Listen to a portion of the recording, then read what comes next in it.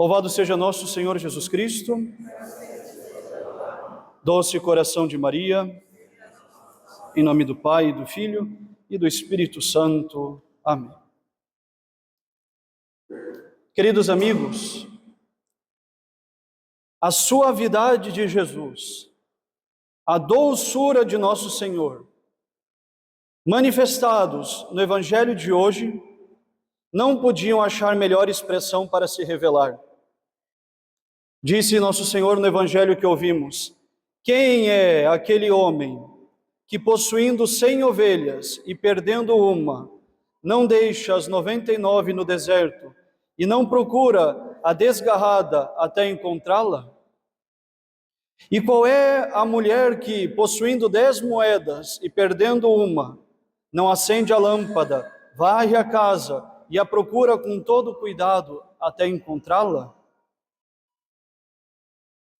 Vejam, meus amigos, Jesus aqui não é apenas o pai a perdoar o filho pródigo que resolveu voltar para a casa de onde se afastou. Jesus é também o amante apaixonado das nossas almas, que não se tranquiliza antes de encontrar a esposa infiel, mas que ele nunca deixou de amar. A parábola da ovelha desgarrada, que acabamos de ouvir, é de certa maneira, meus caros, uma parábola que revela ainda mais a misericórdia de Deus do que, por exemplo, a parábola do filho pródigo.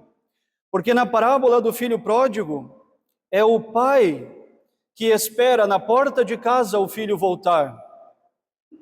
Mas na parábola da ovelha perdida e da moeda perdida, é Deus que, bom pastor, corre inquieto, de vale em vale, de montanha em montanha, de caminho em caminho, até encontrar a ovelha perdida e forçá-la amorosamente, colocando-as nos braços, a voltar para casa.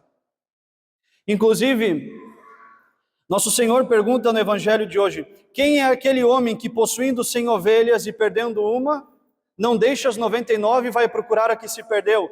E depois que acha, chama os amigos, faz uma festa e alegra-se, provavelmente fazendo um churrasco de ovelha, inclusive, por aquela ovelha que se perdeu. E nosso Senhor pergunta: e quem é aquela mulher que, perdendo uma moeda, não varre a casa de maneira inquieta e, quando encontra a moeda, chama as amigas, faz uma festa que custa mais de uma moeda para festejar o encontro dessa moeda? Nosso Senhor pergunta: quem é aquele homem que? Quem é aquela mulher que? E nós diríamos, com todo respeito ao nosso Senhor, ninguém faria isso, Jesus. Ninguém encontrando uma ovelha, deixando 99 para procurar a que se perdeu, depois faria uma festa maior com a ovelha que foi perdida. Ninguém faria uma festa maior do que a moeda que foi perdida. Ninguém, a não ser Deus, que ama exageradamente, que ama loucamente, que troca tudo pela salvação da nossa alma. Eu vim procurar o que estava perdido. Esse é o grito de Jesus. Essa é a linguagem que escandalizava os fariseus daquela época. O Evangelho de hoje começa dizendo que os fariseus murmuravam entre si porque Jesus sentava-se com pecadores.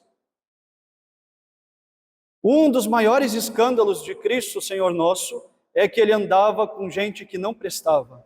E isso escandalizava os fariseus. Nosso Senhor sempre andou com as pessoas erradas.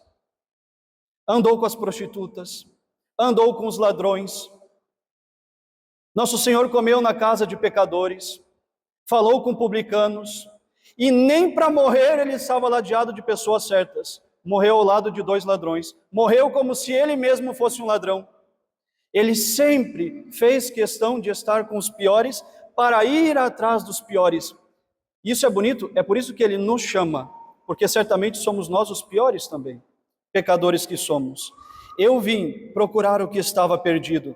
Essas palavras escandalizavam os fariseus. Pecadores que somos, nós, meus amigos, podemos tentar nos esconder da voz de Deus. Nós podemos tentar nos esconder nas sombras do mundo, na floresta tenebrosa dos nossos pecados. Mas até lá, Deus irá. Deus irá na miséria do mundo nos chamar.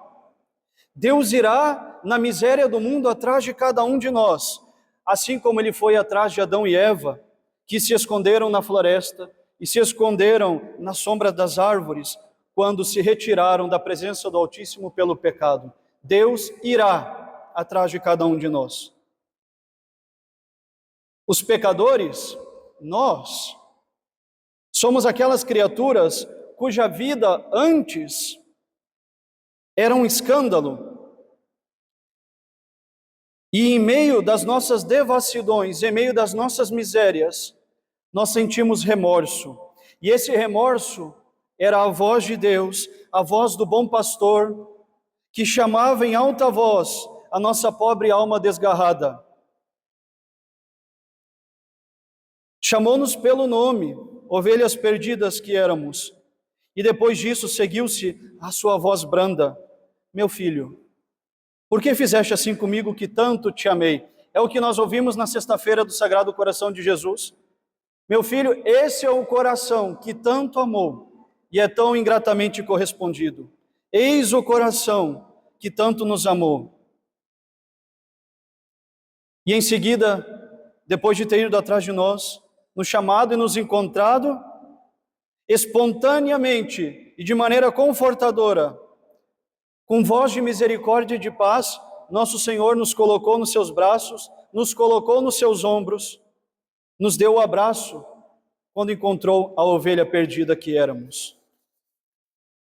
Meus caros, como duvidar? Como duvidar da amorosa perseguição de Deus? Deus nos persegue. Deus persegue a nossa alma. Como duvidar dessa amorosa perseguição em relação ao pecador para reconduzi-lo ao aprisco? Deus não espera em casa que nós voltemos para casa. Deus vai atrás de nós, nos traz de volta para casa. Deus desce às profundezas onde se acha a alma de cada um de nós. Deus nos sacode em cada sermão, em cada oração, em cada moção do Espírito Santo. Deus grita o nosso nome mais uma vez: agora abandona o pecado, agora volta comigo, volta para casa. Deus nos dirige palavras afetuosas, Ele nos oferece um perdão gratuito. Deus nos carrega nos braços, feliz, como o pastor da parábola de hoje, que reúne os amigos e diz: alegrai-vos comigo, pois eu encontrei a ovelha que havia perdido. Somos nós motivos da alegria de Deus? Somos nós essa ovelha que nosso Senhor ostenta a todos os outros, os anjos e os santos do céu, mostrando: essa estava perdida e eu reencontrei. O que é engraçado, meus caros, é que algumas vezes muitos fiéis têm receio do chamamento divino. E talvez isso explique por que muitos aqui atrasam tanto a confissão, demoram tanto a voltar à confissão. Talvez isso explique aqui a tibieza do coração de muitos fiéis. Porque não é que eles estão longe de Deus porque têm medo de Deus, têm medo do castigo de Deus. Não estão longe de Deus porque Deus é muito severo. Na verdade, estão longe de Deus porque não acreditam que esse Deus os possa receber novamente e perdoar. Já ofendi tanto, já me confessei tantas vezes e vou voltar lá. Não é possível que Deus me perdoe mais uma vez. Não é possível que Ele me queira ainda depois de tê-lo ultrajado tanto. E pois bem, Ele quer, e Ele deseja, e Ele ama, e Ele sai em busca da sua alma. O maior erro de um pecador, o nosso maior erro, caríssimos, é desconfiar de que Deus nos chame, de que Deus nos perdoa, é desconfiar de que Deus nos ama. Esse é o maior erro de um pecador. Desconfiar de que Deus nos ame, nos chame, nos perdoe. Foi esse o pecado de Judas.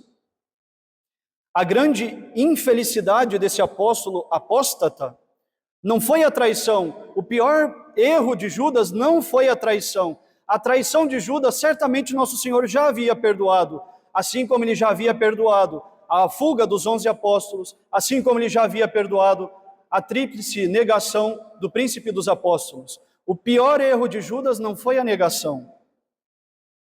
A maior infelicidade de Judas foi ter duvidado do amor de Jesus. Foi ter duvidado que Deus o receberia mais uma vez. Foi ter duvidado que ele poderia lhe olhar com um olhar de misericórdia. Esse, meus caros, na verdade é o único pecado contra o Espírito Santo. Só há um pecado contra o Espírito Santo, é morrer duvidando e rejeitando o amor de Deus, duvidando que Deus é capaz de nos perdoar. Porque, claro, o perdão de Deus não é violento. Ele vem 10.000 vezes, se for preciso, muito mais atrás de nós, mas jamais com violência, obrigando. E morrer recusando o perdão de Deus por achar que Ele não pode nos perdoar é propriamente o pecado contra o Espírito Santo. É o único pecado que não tem misericórdia diante de Deus, porque o pecador fecha as portas. Mas nós vamos responder, tudo bem, Deus me chama, Deus me quer, Deus me busca, mas e os meus pecados? Quer dizer, eu vou tentar de novo seguir uma vida de oração, frequentar as missas, a confissão e tudo mais, sabendo que eu ainda tenho o peso dos meus pecados, mas, meu caro, entregue esses pecados, o Salvador irá lavá-los quantas vezes forem necessárias no seu divino e redentor sangue. Não importa quantos, não importa a gravidade, não importa o tamanho, assuma a penitência e entregue nas mãos de Deus. Mas eu sou indigno, e você acha que Deus não sabe disso? Você se acha indigno, e Deus sabe que você é muito mais indigno ainda. E mesmo assim Ele lhe quer, mesmo assim Ele lhe chama, mesmo assim Ele vai atrás. Ele sabe de todas as misérias humanas, e Deus pede apenas uma coisa, caríssimos, que arrependidos, deixemo-nos cobrir com a sua misericórdia e sermos revestidos da sua graça. Deus só exige uma coisa de nós, os nossos pecados. E Ele exige isso para aniquilá-los. Conhecem a história de São Jerônimo?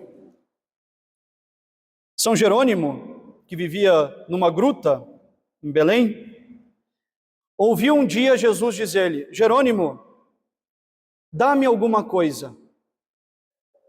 Senhor, respondeu o santo, eu já te dei tudo. Já te dei a minha vida, já te dei os meus bens, já te dei as minhas forças, tudo em mim é teu.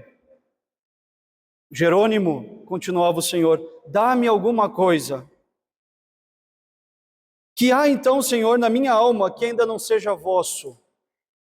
Jerônimo, Jerônimo, tu guardas alguma coisa que não me queres dar.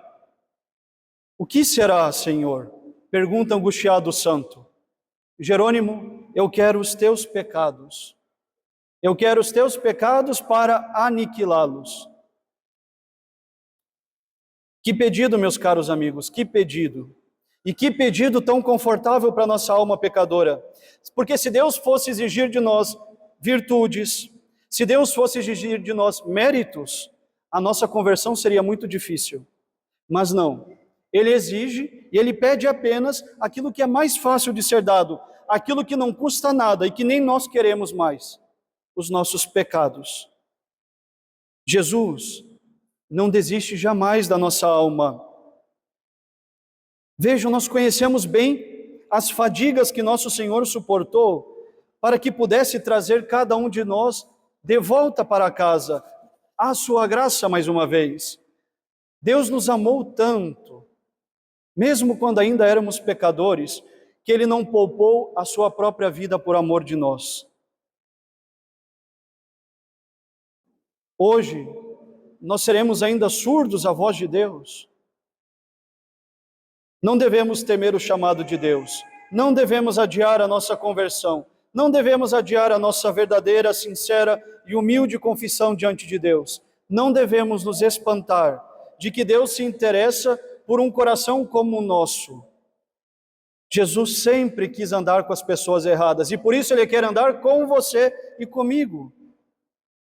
Ele esteve com as prostitutas, Ele esteve com os cobradores corruptos, Ele esteve com os leprosos, Ele esteve com os doentes, Ele morreu ao lado de ladrões. Ele faz questão de estar comigo e contigo, com os pecadores. A nós, pecadores, ele repete as palavras que ele dizia a São Pedro: não temas, vem e segue-me. O primeiro encontro de Nosso Senhor com São Pedro, quando o Senhor andava pelas margens do mar da Galileia e viu o fracasso de um pescador profissional que não conseguiu pescar um peixe nenhum durante a noite, e disse a ele: jogue as redes. Ele jogou e houve milagre. E quando esse pescador Pedro se dá conta do milagre, que ele está diante do Santo dos Santos, a reação de São Pedro qual é? Ele se prostra, se joga no chão e diz: afasta-te de mim, porque eu sou um pecador.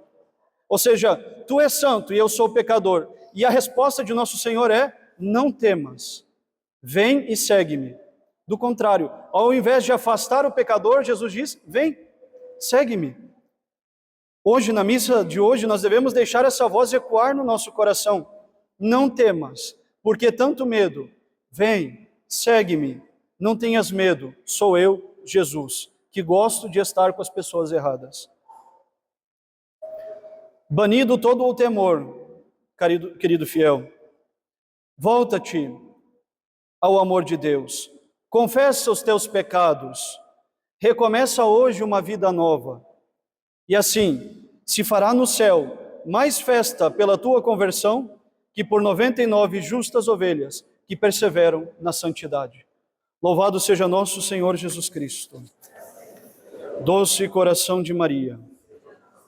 Em nome do Pai, do Filho e do Espírito Santo. Amém.